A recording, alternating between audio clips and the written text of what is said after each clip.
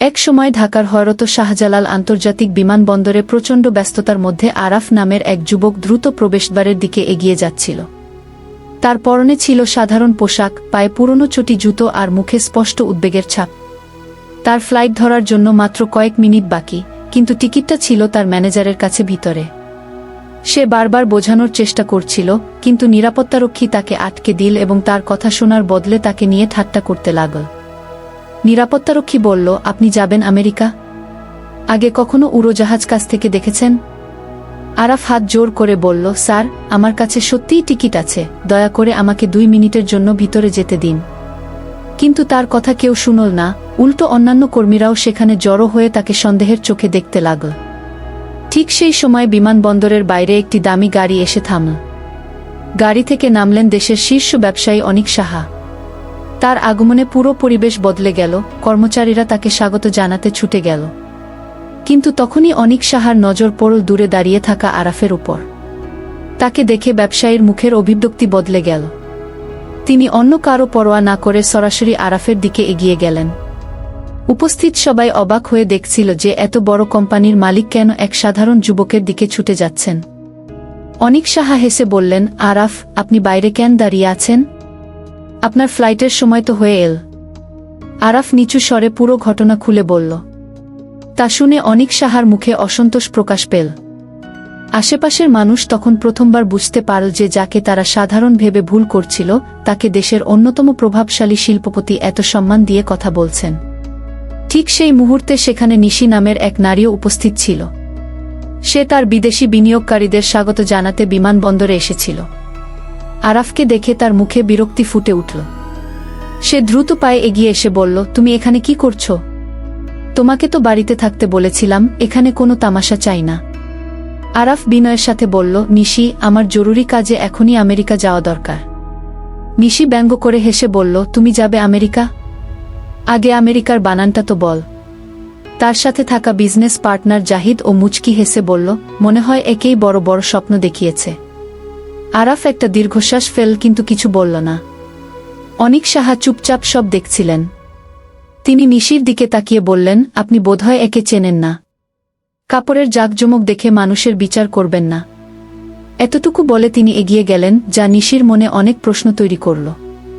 এরই মধ্যে আরাফের ম্যানেজার দৌড়ে এসে তার হাতে টিকিট ও ফোন দিয়ে বলল, স্যার, জলদি করুন, বোর্ডিং শুরু হয়ে গেছে।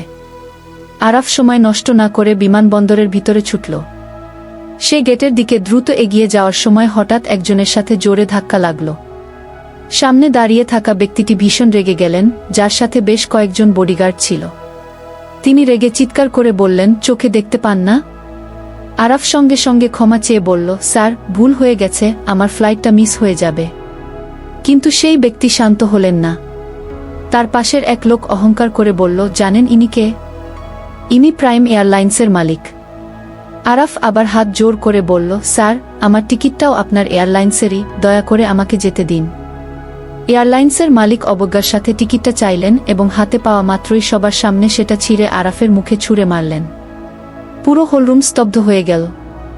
আরাফ কয়েক সেকেন্ড শান্ত হয়ে দাঁড়িয়ে রইল, তারপর ধীরে ধীরে ছেঁড়া টিকিটের টুকরোগুলো কুড়িয়ে নিল, নিজের মুখ শক্ত করল এবং প্রথমবার তার চোখে এমন এক আত্মবিশ্বাস দেখা গেল যা দেখে আশেপাশের মানুষও ভয় পেয়ে গেল। সে সরাসরি এয়ারলাইন্সের মালিকের চোখের দিকে তাকিয়ে বলল, আপনি শুধু একটা টিকিট ছেড়েননি, আপনি আপনার পুরো কোম্পানির ভাগ্য ছিঁড়ে ফেলেছেন। আজ থেকে ঠিক 10 মিনিট পর আপনার ক্ষমতা, আপনার অহংকার আর আপনার এয়ারলাইন্স 3টে ইতিহাসে পরিণত হবে। এতটুকু বলেই আরাফ তার মোবাইল বের করে কাউকে ফোন করল এবং ওপাশ থেকে কল ধরতেই শুধু একটি বাক্য বলল, এখন সময় এসেছে, অপারেশন শুরু করে দিন। ওদিকে এয়ারলাইন্সের মালিক তখনও উচ্চস্বরে হাসছিলেন। তিনি ব্যঙ্গ করে বললেন, তোমাদের মতো লোকেদের এটাই সমস্যা, যখন কিছু করতে পারো না তখন বড় বড় কথা বলো। আরাফ রাগ না করে শান্তভাবে বলল, মানুষের পরিচয় তার পোশাকে নয়, তার সিদ্ধান্তে হয়। কিছুক্ষণের মধ্যেই তা বুঝতে পারবেন। মালিক তার গার্ডদের নির্দেশ দিলেন আরাফকে ঘাড় ধাক্কা দিয়ে বের করে দিতে। গার্ডরা এগিয়ে আসতেই হঠাৎ বিমানবন্দরের লাউডস্পিকারে একটি জরুরি ঘোষণা শোনা গেল। প্রশাসনিক কারণে প্রাইম এয়ারলাইন্সের সমস্ত ফ্লাইট পরবর্তী নির্দেশ না দেওয়া পর্যন্ত অবিলম্বে স্থগিত করা হয়েছে। যাত্রীদের তথ্যকেন্দ্রে যোগাযোগ করার অনুরোধ করা হচ্ছে। এই ঘোষণা শোনা মাত্রই বিমানবন্দরে হুলস্থুল পড়ে গেল। এয়ারলাইন্স মালিকের মুখের হাসি মিলিয়ে গেল। তখনই তার ফোন অনবরত বাজতে লাগল। ওপাশ থেকে ম্যানেজার ঘাবড়ে গিয়ে জানালো, স্যার, সর্বনাশ হয়ে গেছে। সরকার আমাদের সমস্ত অভ্যন্তরীণ ও আন্তর্জাতিক ফ্লাইট বন্ধের নির্দেশ জারি করেছে এবং আমাদের আর্থিক ফাইলপত্রের তদন্ত শুরু হয়েছে। কিছুক্ষণের মধ্যেই সেখানে সরকারি কর্মকর্তারা এসে ফাইলপত্র সিলগালা করার নোটিশ ধরিয়ে দিলেন। এয়ারলাইন্স মালিকের পায়ের তলা থেকে মাটি সরে গেল। তার মনে পড়ল আরাফের সেই 10 মিনিটের হুঁশিয়ারি। সে কাঁপতে কাঁপতে আরাফের পায়ে ধরে ক্ষমা চাইল। আরাফ শান্তভাবে বলল, ভুল আমার পরিচয় না জানার মধ্যে ছিল না, ভুল ছিল মানুষের পোশাক দেখে তার সম্মানের বিচার করায়। তখনই এক ব্যক্তি দৌড়ে এসে আরাফকে বলল, স্যার, আপনার প্রাইভেট জেট প্রস্তুত, আমাদের এখনই বেরোতে হবে। কিছুক্ষণ আগে যাকে সবাই তাড়িয়ে দিতে চেয়েছিল তার জন্য এখন ব্যক্তিগত বিমান প্রস্তুত। তবে ঠিক তখনই আরাফের ফোনে আমেরিকার হাসপাতাল থেকে ডাক্তার ফোন করে জানালেন যে রোগীর জন্য আরাফ ডোনারের ব্যবস্থা করতে যাচ্ছিলেন তিনি সময়মতো অন্য ডোনার পেয়ে অপারেশন সফল হয়েছে। আরাফ স্বস্তির নিঃশ্বাস ফেলে আল্লাহর শুকরিয়া আদায় করল এবং প্রাইভেট জেট বাতিল করে বাড়ি ফিরে যাওয়ার সিদ্ধান্ত নিল। পরদিন নিশির কোম্পানি অর্পণ ইন্ডাস্ট্রিজে পরিস্থিতি অত্যন্ত খারাপ ছিল। টেলিভিশন চ্যানেলগুলোতে খবর আসছিল যে সরকারি বড় একটি মেগা টেন্ডার হাতছাড়া হওয়ায় কোম্পানিটি শত কোটি টাকা লোকসানের মুখে পড়েছে। কনফারেন্স রুমে নিশি তার কর্মচারীদের সাথে জরুরি বৈঠকে ব্যস্ত ছিল।